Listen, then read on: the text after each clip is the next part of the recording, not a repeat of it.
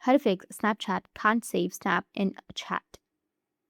So if you want to fix your Snapchat isn't saving snaps in your chat, then first you need to make sure that you have a stable internet connection. Because if you don't have the internet connection, then you might find this kind of problems. Once you've checked your internet connection, you need to open up your Play Store. On your Play Store, you need to go with search and search for Snapchat. After searching for Snapchat, if you have any updates on your Snapchat, just simply go and update it. After updating, your problem might be fixed. But even after updating, if that doesn't fix your problem, then you need to go back and open up your Snapchat.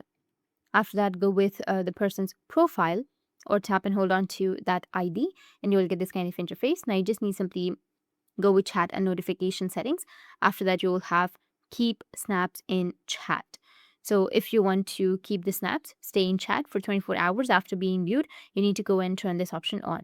That's it. Once you turn this on, chats will be saved, or your snaps will be saved in your Snapchat. If you found this video helpful, hit the subscribe button, and thanks for watching.